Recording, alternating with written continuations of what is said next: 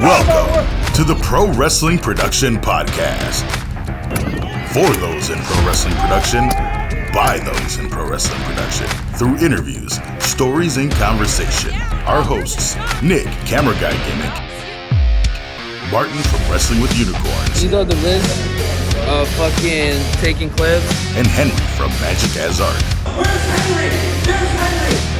Break down how promoters, wrestlers, refs, announcers, and marketing teams can utilize photography and videography of their live events for brand building and promotional efforts.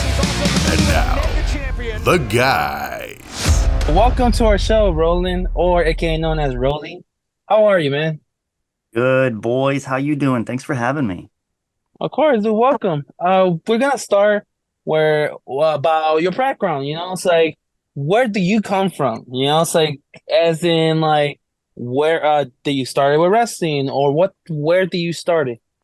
Well, so as far as my background with camera work, before the wrestling industry, I was in the water sports industry. Oh. So wake skating and wakeboarding, essentially snowboarding on water and then skateboarding on water was what I specialized in. And that's how I got published with companies like Nike and Vans. And that led to the wrestling industry in a really weird way, because at the same time that I was shooting that, I was working with a fella named Wes Briscoe. And Wes Briscoe was a pro wakeboarder. So I actually shot with him quite a bit. And there would be days where we would shoot at some location with Wes. And then at the end of the night, he would give us tickets to FCW shows, which is where he was working, which is the predecessor to NXT. And little did I know, because I was a little bit out of wrestling at this point, he was wrestling with dudes like Roman Reigns and Seth Rollins, and his tag partner was actually Xavier Woods. And for those that might not know, his father is Gerald Briscoe, who's like kind of a right-hand man to Vince at that time. So Wes kind of had a track to be in the Fed, and then he got hurt and his plans got a little messed up. But moral of the story is that he's kind of the dude that got me into the industry. From wakeboarding, the sport kind of died. And then by that point, he had brought me to so many shows that I had met people, showed him my work, and was kind of just started the grind from there. Pretty cool. There's some weird crossover there. When he said skateboarding on water, I went, Nick, when you heal up, bro, when you heal up. Yeah, dude, wake skating is like the fucking coolest thing in the world, dude. Like, kick flipping a skateboard is probably the most difficult thing, and I'm sure Nick can attest to this. Like, the discipline to learn how to kick flip a skateboard is like kind of insane. So then multiply that, like, take a board. I wish I had one in my room still, but the board is significantly bigger. It's still made of wood. It still has grip tape on the top. It's just like 20 to 30 pounds that now you're kick flipping that on water while going 30 miles an hour, as opposed to on the street on a little board. It's like, it's kind of crazy. And the dudes that I was working with, they were all sponsored by Nike. So they were like the top tier dudes that were literally like inventing new tricks. Not inventing because we took everything from skateboarding, but like no one was doing varial heels or like 3 flips or like, you name it, hard flips and shit. All of my friends were the first people to do those tricks and then make them mainstream in the sport.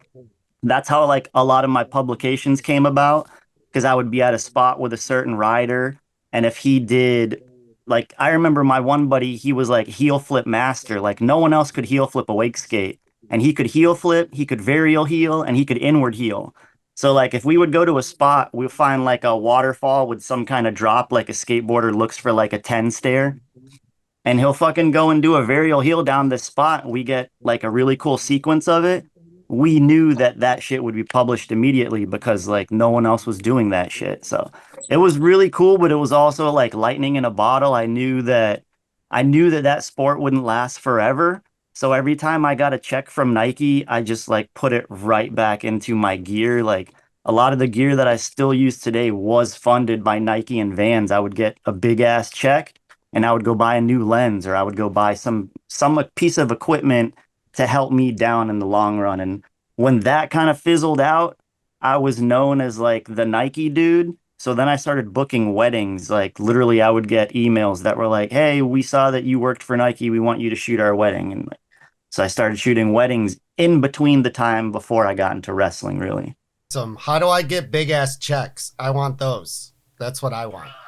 Dude, the Ooh. craziest thing was like with Nike, they had a set amount that they paid all their photographers, and it was more like a prestige thing to work for Nike. So like no one ever questioned what we got paid. Plus it was like per photo. So like you think about it, you're getting like, more than $1,000 for one photo is like kind of fucking crazy.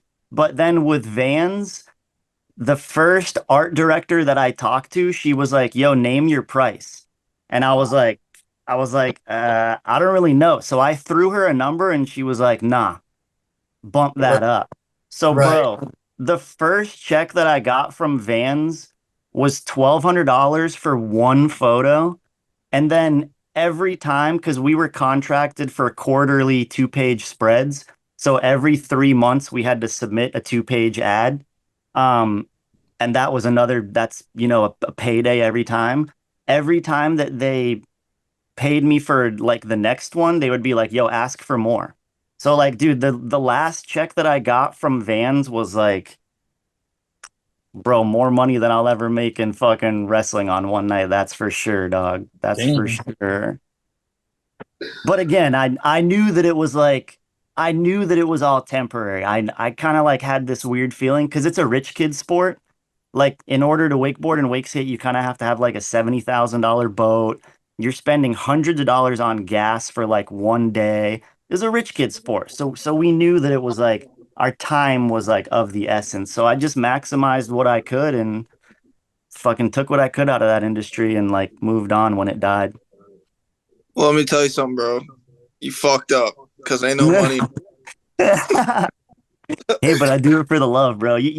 That industry was awesome, but I don't have friends from that industry. And the friends that I've made in like 2 years in wrestling is like a brotherhood, dude. Like Martin, that's my dude right there. Fucking Henry, dude, the opportunities you've given me, bro. And when I met Nick, I was telling you earlier, bro, I knew I always loved Nick because he's a skateboarder. And if you skate, it's like a brotherhood that like only we fucking understand, dude.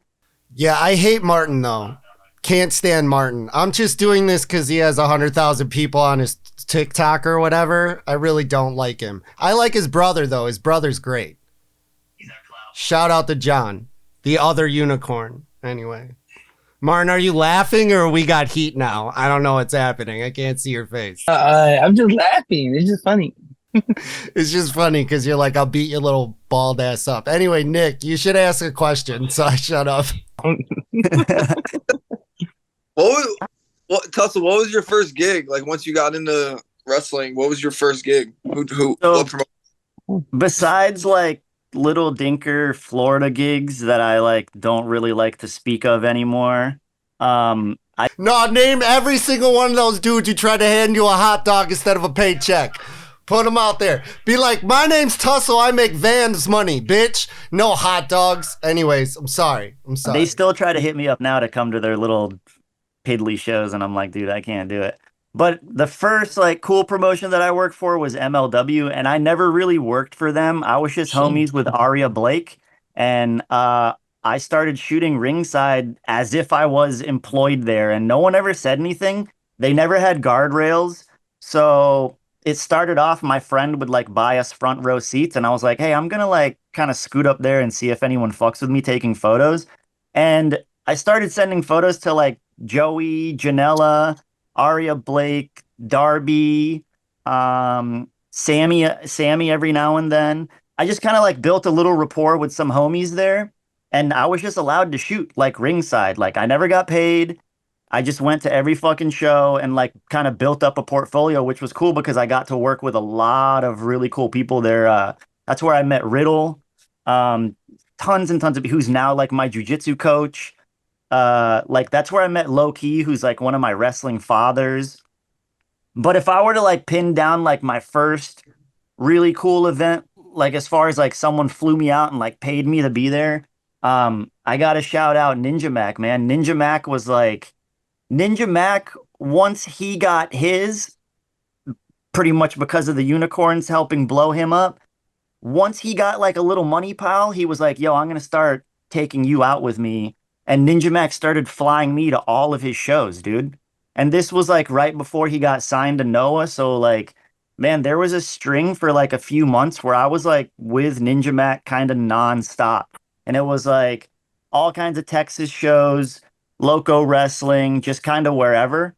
And that dude, he was the first one to fly me out to a show and like pay me and like, make me feel important. And like, I'll never forget this. When Ninja Mac got signed to Noah, he called me and he was like, dude, they literally told me that they love my content so much that they offered him an early contract. And he was like, bro, that's like a big part of because of you. And I was like, damn, dude, that's crazy, man. So to see like my content can actually have the ability to help people out, like Martin's done for so many people. Like you've bolstered the career of so many people by giving them that platform and showing them at their highest level when the lights are shining bright, giving them that opportunity, man. That's huge, man. And that's why like I feel like a lot of my friendships that I've established here is like genuine bonds with homies, because they're not going to forget that shit, man. The fact that like we're helping bolster their product and their like entity is like huge, man. And some people appreciate it a lot, and some people don't appreciate it like at all. So you kind of learn to pick and choose who's like the real homie, who's got your back, and who's just like there for a little bit, take what they can get, and then move on. Because I've had that too, man. Like I've had plenty of dudes that I've told like, yo, like I'll take a cut on my pay now, but I know when you're in the fucking Fed, fucking pay up, baby. And they're like, oh, yeah, yeah, we got you. And then 2 years later, they're in the Fed and they forget about your boy, man. They forget about your boy. You know what I'm talking about, Martin? Oh yeah, I know, dude, man. If I could give you a whole list of guys, Right. Yeah, that's man. why I feel like the homies that I have now, they won't bail on me like that. Like Ninja Mac, that dude always has my back. Like he's constantly calling me, telling me that, like, dude, I showed this Noah producer your stuff and this and this. And like people like Sammy told me that for the first couple months that I was working with him, when he would show up to tapings, he would just have clips on his phone to show the producer to be like, yo, we need this kid here. Like just to have the backing of people like that support is just like means the world, man. Cause I'm in no rush to be like in any certain place or do any certain thing or accomplish anything. Fuck, man. I'm just enjoying the ride, dude. And the people that I've met and the places I've been and the people that I've worked with, bro. The fact that like, dude, I've done some really, really cool stuff, man, that I know a lot of people would love to be in that position. So I just don't take it for granted, man. And every show, every opportunity, like you never know. We could be shooting the next fucking megastar, dude. So that I really try to keep that in mind and treat everyone like on a level playing field, because, dude, those people are like in 5 years, there's so many people that we work with. Think about like Billy Starks, dude. She's gonna be a mega star, bro, in 5 years, man. Brian Keith, if that dude isn't on like the biggest platform in less than 5 years, then the wrestling world is wrong, dude. Like we have a lot of homies that like it's inevitable that they get theirs, man. Like look at Gringo, bro. Gringo is a dude that Gringo used to fly me out to shows. Gringo's the reason why I even am associated with Warrior. Gringo flew me out to a Warrior show, told Steve, let this kid shoot. And I know you guys were like hyped on the droning thing, so he really sold him on that. And then after the show, he sat me down and he was like, yo, Steve, pay this guy. Like, what the fuck, man? That's incredible. And like, that's when Gringo was like, not necessarily down on himself, but there were certainly nights where like I would get a text from Gringo where he's like, you know, just not fucking hyped on the industry because he's been grinding for 15 years. And like now, finally, that dude's getting what he deserves. Like, I love to see that shit, man. Like, he was texting me just before this, and like, when I get like a Gringo text, because they're getting rarer and rarer these days. When I get a Gringo text, it like warms my heart, man, because that's a brother that like I will love that guy forever, man, forever. Yeah, shout out the Warrior Lucha champion, Gringo Loco. I'm gonna always say Warrior Wrestling every chance I get. But yeah, dude, one of the just sweetest guys that you'll ever meet in real life. And then a lot of people, I'm not going to put all of his business out there, but there's a lot of people that have a career in indie wrestling right now because of Gringo Loco. And a lot of people just don't know that. So anyways, so one of my favorite things to see from you, I mean, you've helped at Warrior. You'll be coming back soon. Steve, there, you see me publicly doing it now. Anyway, Can we clip that? Can we clip that and send it yeah, to bro, Steve? clip it. We'll text it to him tonight. Yeah, for sure. When I see the Revolver stuff, I feel like that you know a Tussle clip when you see it. You have a unique style. And what I love about that brand's work with you in particular is there's some magic that's happening there. And I think that's great. So I wanted to know, how would you describe your style? Like, I have words that I would use, but from the horse's mouth, not to call you a horse, but like, how would you describe your style? I've always been infatuated with cinematics and just cinematography in general, just like, especially coming from being like, I was a photographer for years, bro. Like, I never really fucked with video. It was actually at a local wrestling show that there were literally like 7 photographers ringside. So I was like, I flipped my camera into video mode and I was like, why don't I just shoot a little bit of video? And like, that very first clip that I got like made an impression on people, and that's kind of how it all fucking started. But just like cinematic, bro, that's like the main word that I use to describe it. A lot of people say like high saturation, high contrast, dark and moody. That's all cool, and maybe that's just like an era or like a phase right now. But my biggest thing is I just want to be original, bro. I hate that like there's so much copycatting in wrestling, whether it be wrestlers stealing moves from each other, gimmick infringement, or bro, I see it all the time. Like, people send me clips and they're like, yo, check out this TussleMANIA light. And it's like people trying to film like me, but doing it like half-assed. And it's cool, like it's endearing and it's whatever, but it's like, I implore people, if you're a creative or an artist, like make your own fucking path, man. Like, you're never going to be successful copying someone else. You have to be unique. And like, look at what Martin did. Martin and John, the unicorns, essentially pioneered ringside cell phone shooting. And how many fucking people replicate that now? And I'm pretty sure those dudes were the originators of that. So when I got into video, I just wanted to do something different. And at that point, there were like a lot of like unicorn lights. So like, for me to be different, I took what I loved about photography. The essence of photography to me is like depth of field. Like, I want to have my subject crispy as fuck, and it doesn't matter what's in the background. We're going to blow it all out and it's going to be blurry anyways. That was my number one goal to carry over to wrestling, was to make that cinematic look. And that's, I think, why most people see my work and it's recognizable. And bro, I love when people say that to me, man. That's like seriously my favorite compliment, because like that's my goal, dude. And like, I shoot for New Japan a lot and they don't give credit to their video people. And that's just an industry thing. Like, if you shoot for the Fed, if you shoot for AEW, they just don't give credit. It's whatever. You're getting a paycheck, so whatever. And I'm never going to complain. I love working for New Japan, but they have not once mentioned my name in any of the vignettes that I've shot. And it's been like 3 times working with Kenny, 1 time working with Mercedes. The Mox thing. Exactly. That was like last week, bro. It's like the brand thing. It's not you. It's It the is. same thing with me. Yeah. Like, I've worked with them multiple times. They don't ever tag or credit Ever. because they pay you, and to them that's enough. Which Exactly. is, technically is true, but in a way, obviously, like, you want that rub. You do. And it's not even like, I agree. I'm getting paid, so I don't care. And even just to be associated with New Japan is fucking awesome. So to be able to say that is great.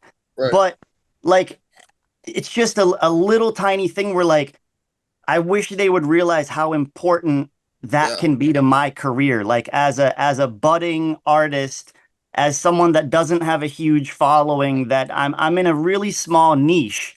And it's cool that people recognize that I shot it.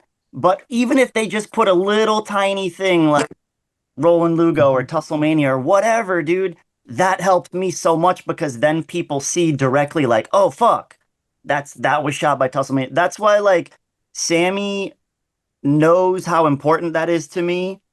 And he assures me, like, dude, everything I do, I try to make sure that Tussle's tagged in everything. Even to the point where now, if he puts up like a graphic of like fucking whatever this show, he's gonna still tag TussleMania in it because he wants me to be like synonymous with the brand.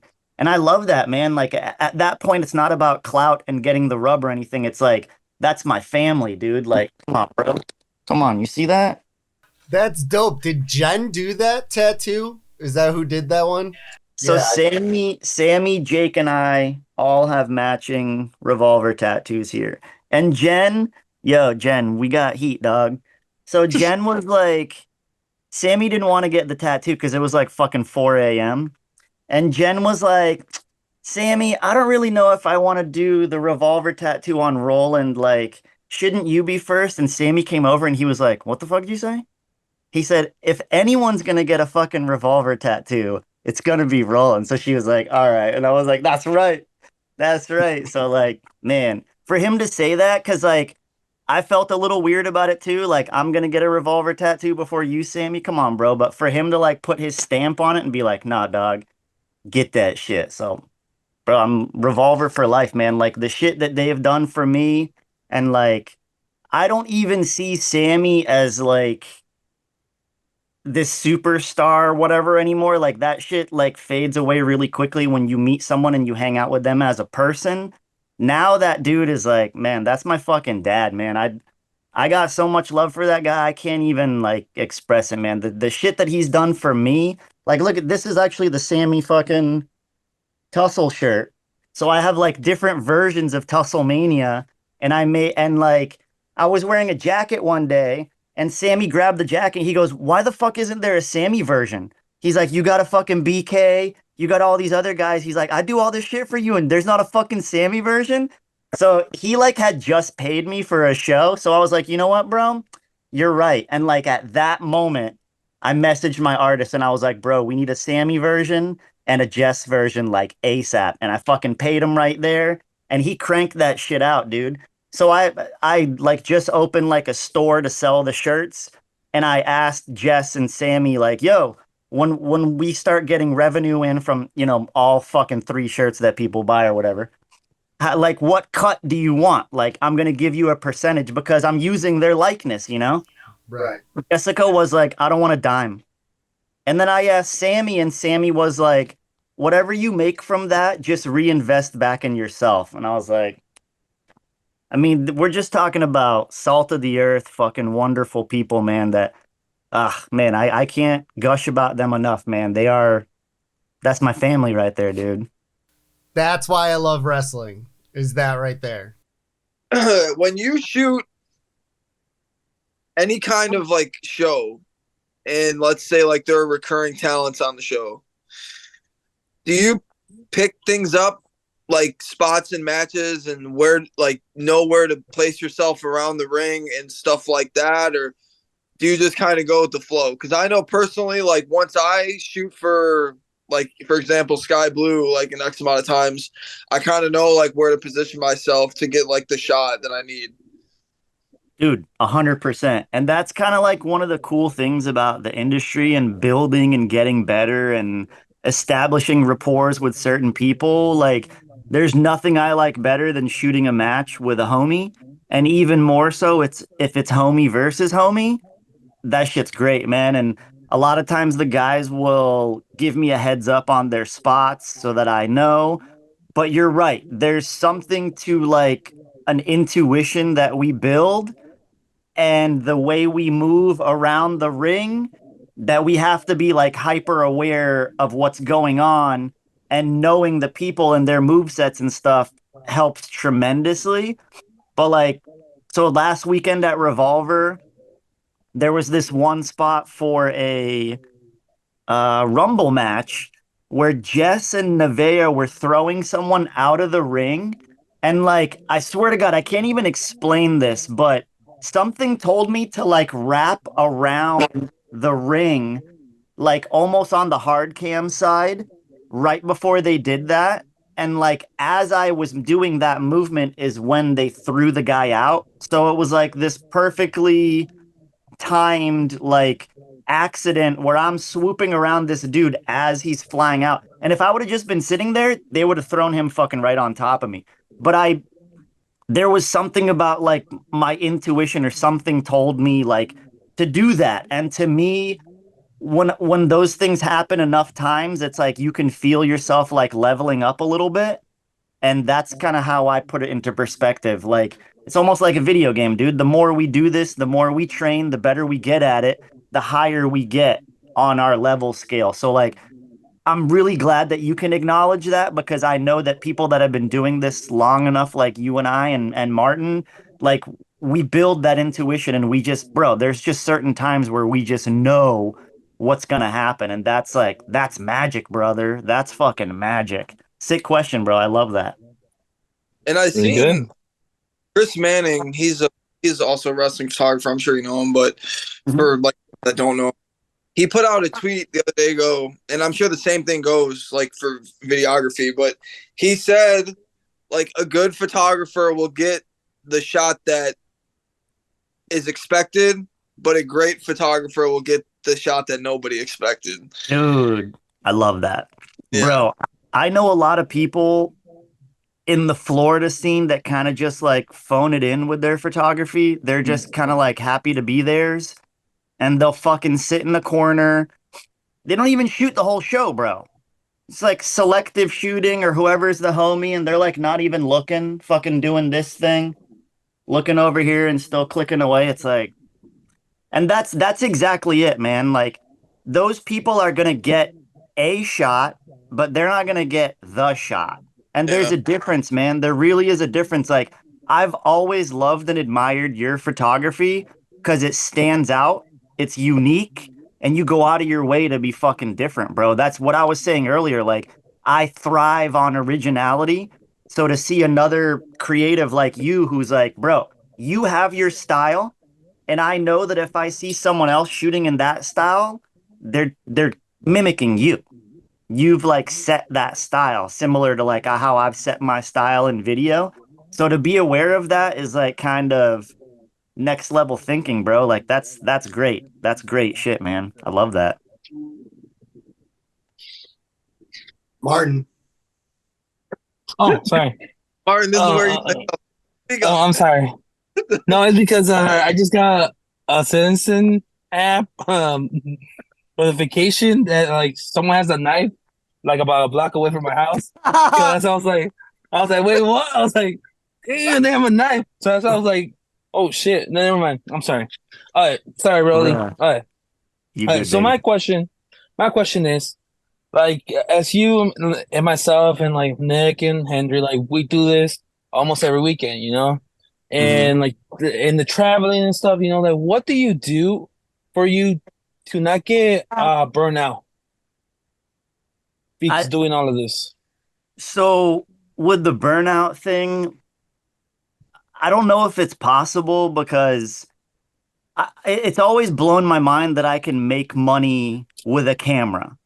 So like if I'm anywhere and I'm making money and I'm clicking buttons on a camera, it's like it's a hack on life, I believe, bro. And like when I turned 18 years old, I got this little camera tattooed Oh, on my hand because like back then you couldn't get a job if you had a tattoo on your hand. So getting a tattoo on my hand like solidified me like telling the universe that I'm not going to have like a normal job. And it fucking took me a long time to like get to the position where I am actually doing this full time. But man, with all of that combined and like my fascination with photography and cinematography, it's something that I truly fucking love.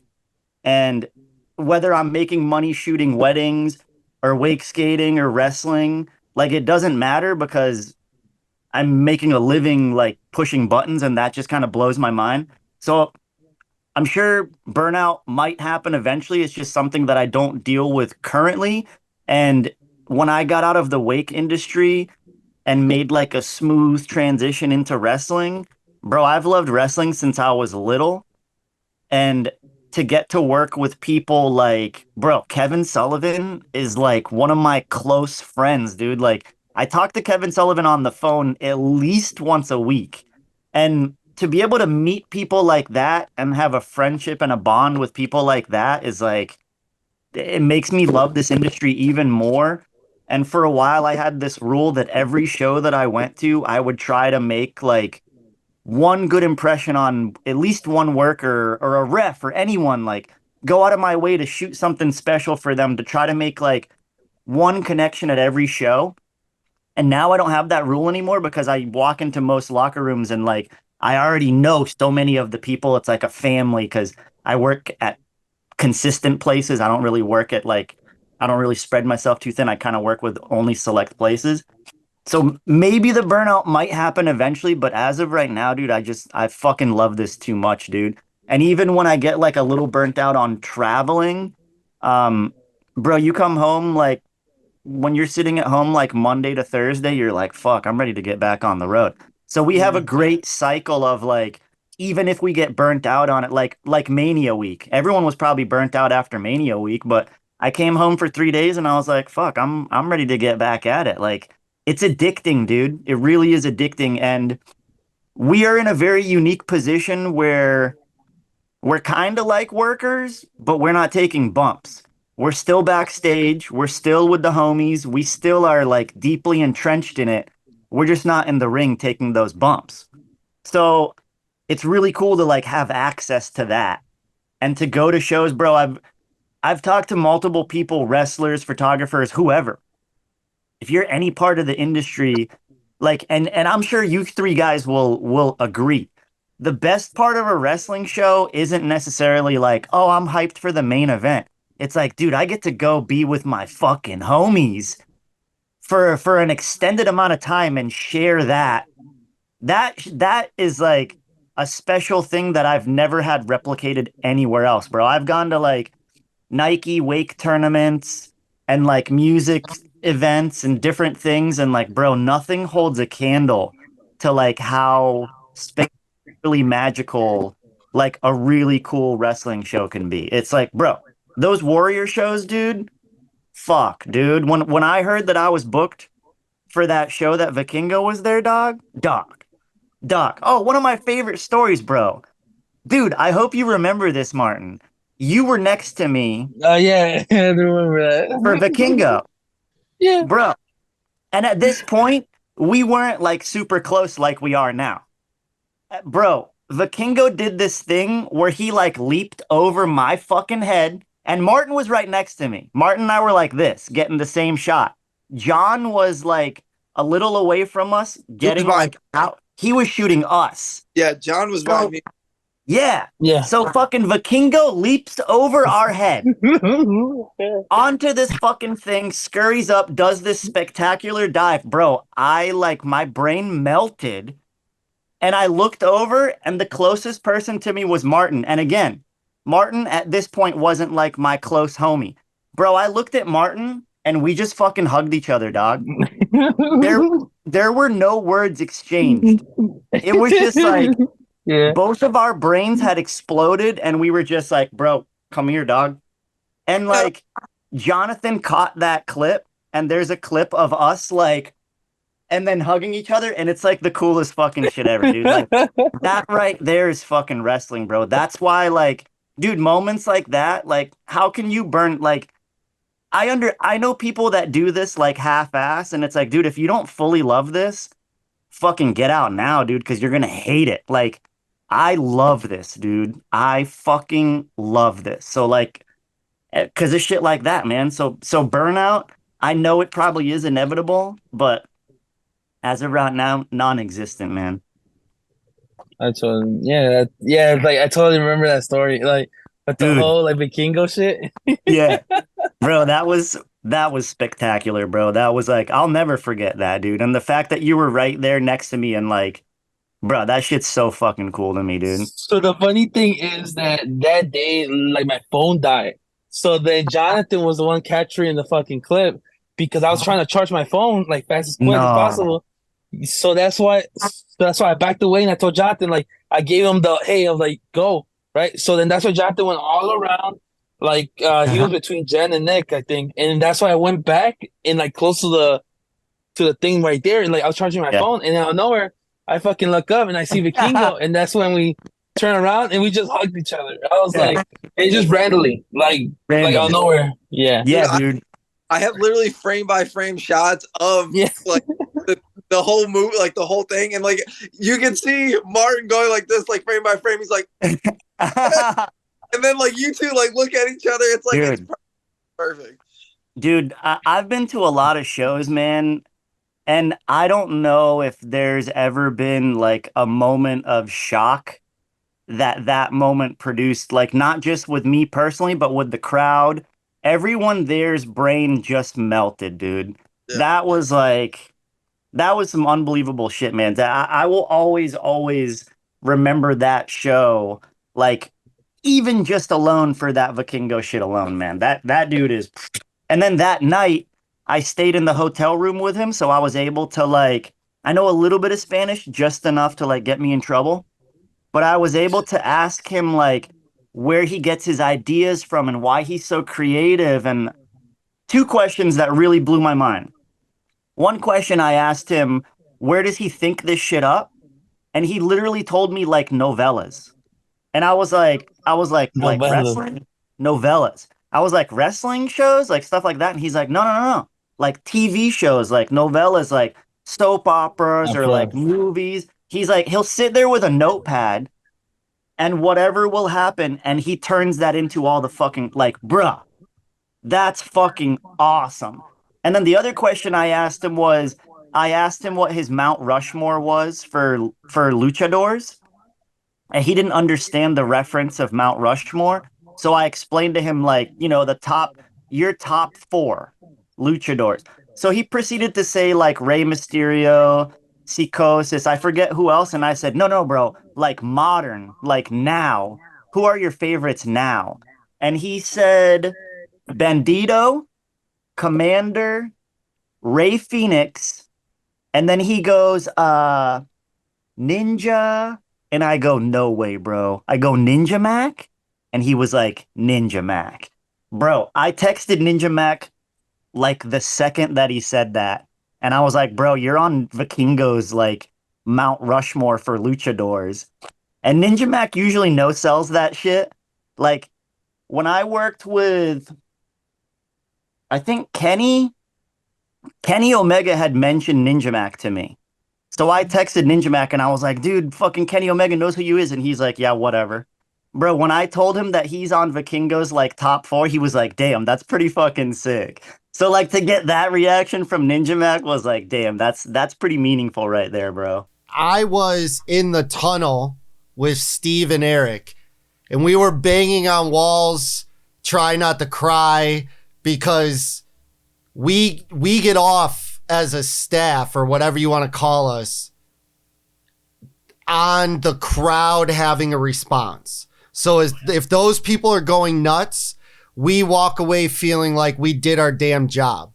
And then to see, like, I was in the moment and I'm watching this man climb this wall and I'm like, I know what's going to happen. And then that fucking hug, dude, I'm so glad you guys talked about it, because I'm in the tunnel and I'm like, oh, they're hugging. Like, I'm like having a moment because y'all are going nuts having your moment. And it was good for me because, like, I'm a fan, but because I don't know if this is an experience you guys have, but because I'm a part of the show now, I watch wrestling in a different way. I'm like, did we get them? And I don't mean that in like the fucking marks. That's not what I'm talking. I mean, maybe a little bit, but like really what I mean is, did we do everybody in unison, the in-ring talent, the talent behind the scenes? Did we all do our thing to provide the right environment for these people to lose their minds? And if that happens, then like, I know what wrestlers mean to some degree when they say there's nothing like this drug of going out there and performing.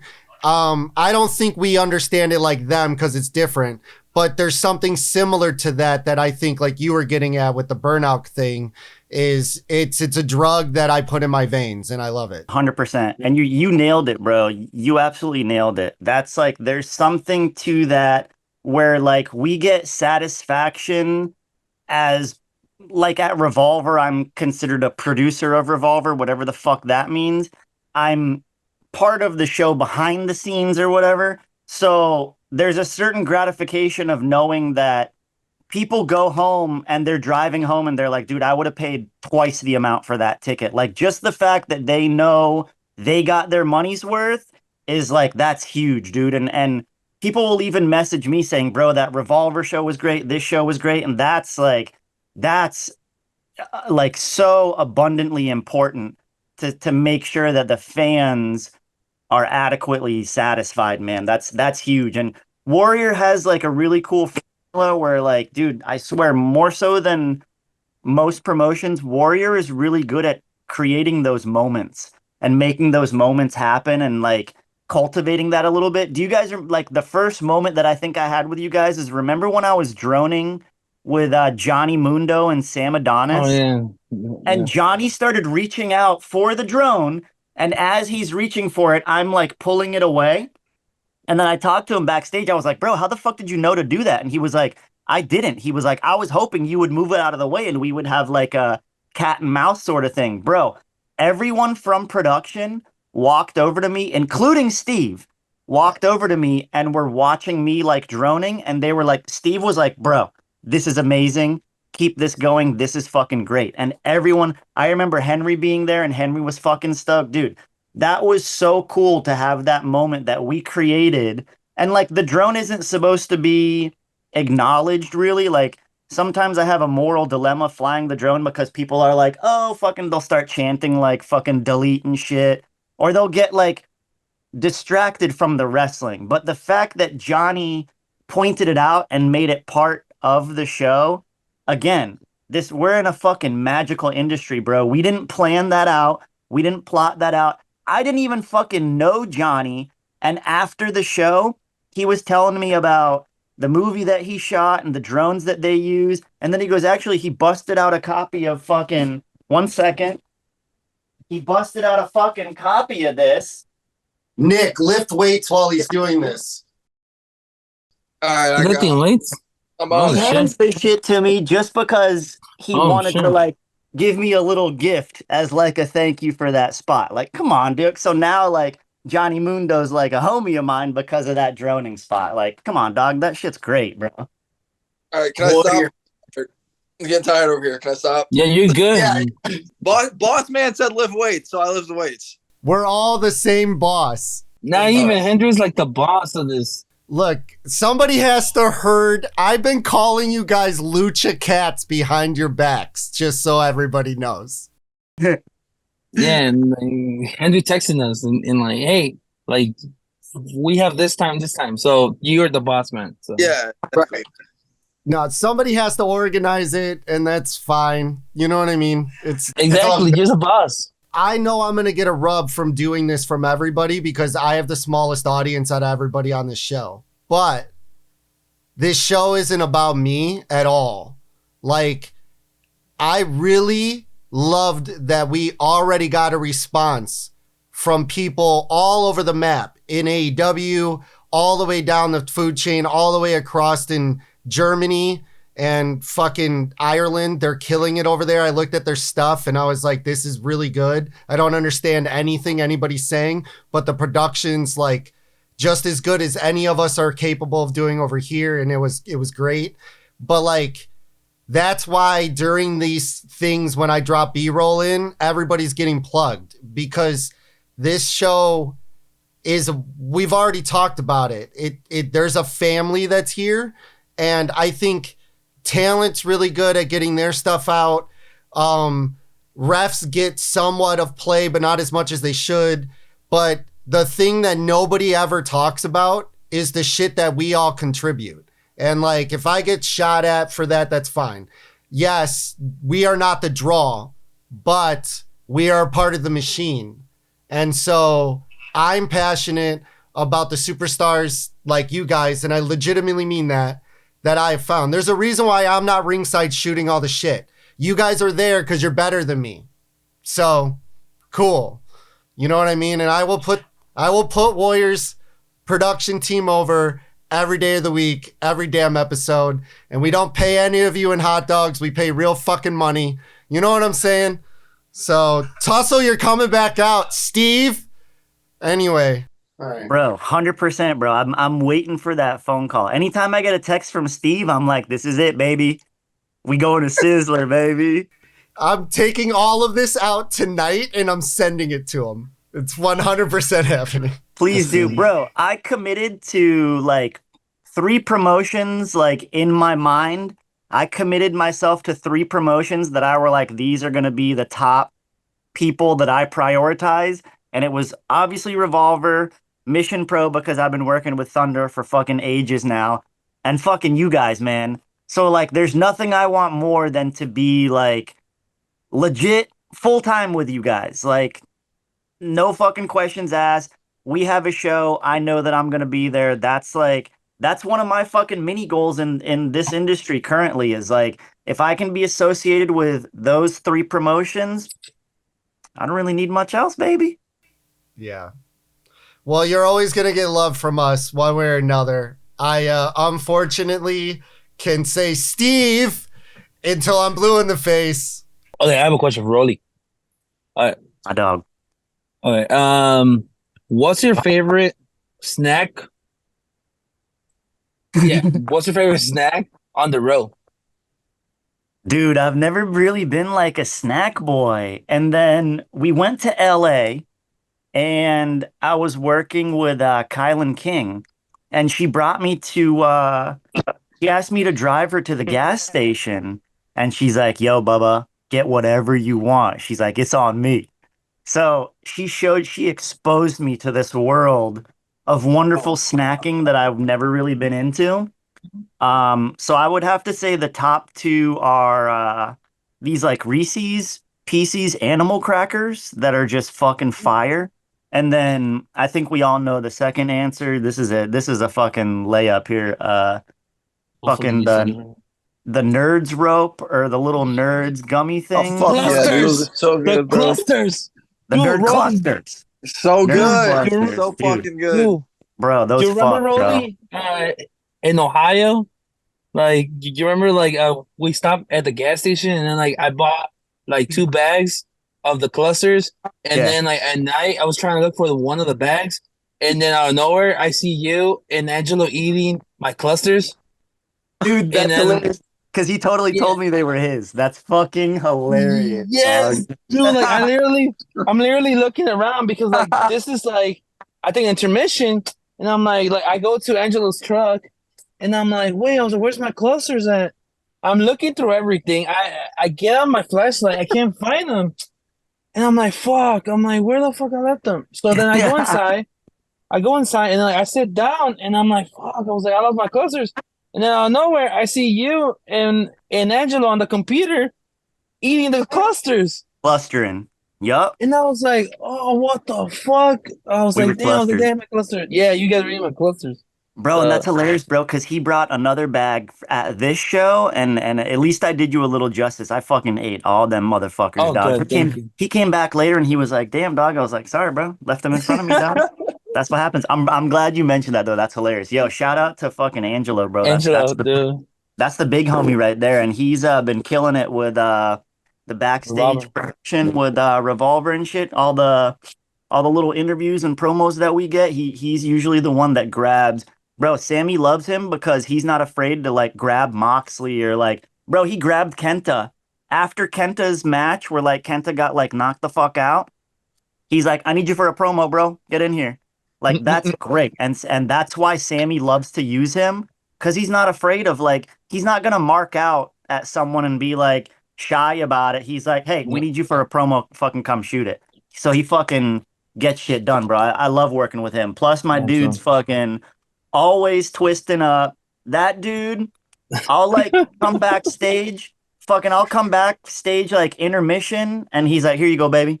He's just got a blunt ready for me, dog. Like that's my heart, dude. That's my heart. Eventually, man. There was one thing that you said earlier about the magic. There's some kind of magic secret sauce about Revolver. Bro, I'll expose that shit right now, bro. Everyone knows that that's my footage, obviously. Bro, the fucking secret is that, bruh, Sammy does everything at that promotion. Look at these fucking little like graphics that he makes for like all the wrestlers. He even put up a graphic like of me, like advertising Iowa. He makes the posters. He pretty much does most of the editing except for stuff that he outsources me for.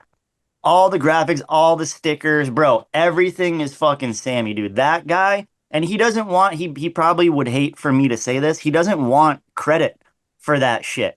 For the most part, he tags me and everyone thinks that I'm fucking doing everything. But the truth is, Sammy is like the fucking secret to Revolver. That guy does everything there. And if there's some secret sauce there, it's the combination of Sammy and I, because a lot of times after the shows, I'll upload him the footage and he has me like come in early and stay late so that we can work. And we'll sit there and we'll crank out like a highlight video of the show. And every time he's done, he looks up at me and he's like, "Bro, we're such a good combination." And I'm like, "I love you, bro. I love you." So that's the secret, man. The secret is fucking Sammy Callahan. That guy is fucking, he's the king. He's the fucking king, dude. That's all there is to it. There was this some clips you guys rolled out with this like red or blood like effect on them, and I was like, dude, this is so fucking cool. I was so like, but when I see that stuff, it inspires me. It's like, dude, if their stuff's looking better than Warrior stuff, I gotta do something about it. You know what I mean? One of my big things is I always want to be like doing the next fucking thing.